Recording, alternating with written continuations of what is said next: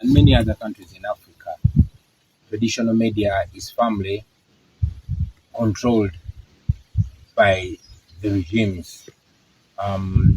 In Uganda's case, traditional media, traditional local media is very, very controlled. So we rely largely on international media, and in particular, Voice of Africa has been very helpful. It has been more or less our voice from far away.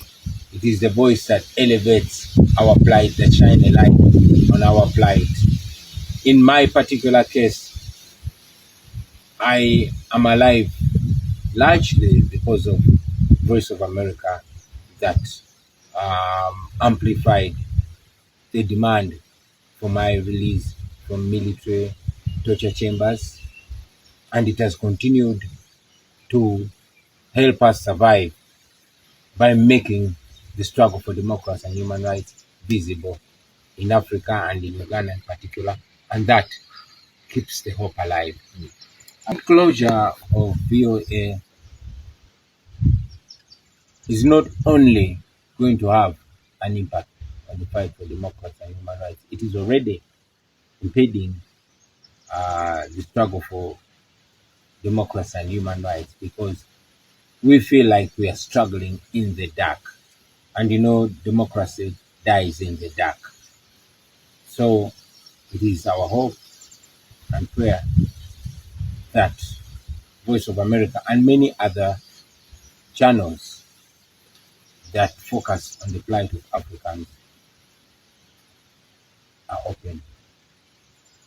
And still on the same point, if you look at Uganda's political trudge, in the context of national development, how significant do you think these outlets, of course, giving in context of not only VOA but these other outlets, how do you think they provide essential information that, of course, contribute to Uganda's progress in human rights, education, and socio-economic development? Those international platforms play a great role of keeping the government here in Uganda accountable and cautious of any wrongdoing or any abuse of democracy or human rights. Not that they don't do it, but they do it with a cautious mind, and in many ways it limits the extent of the abuse of democracy and human rights, just because there is an eye watching. Yeah. As we conclude, maybe. Well, I want to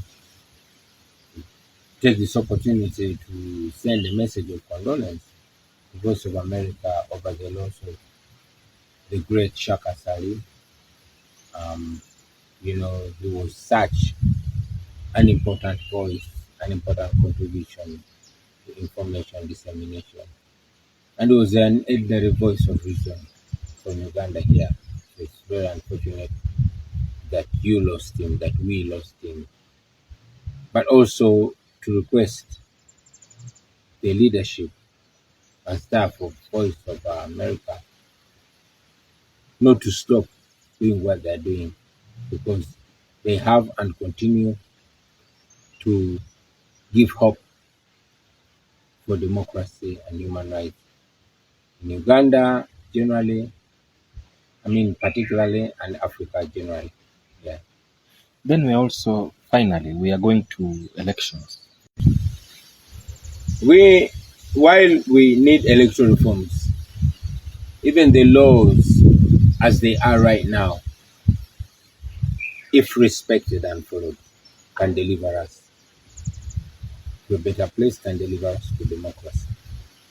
But yes, if we were to have electoral reforms, then the first reform should be to change who appoints the Electoral Commission and ensure that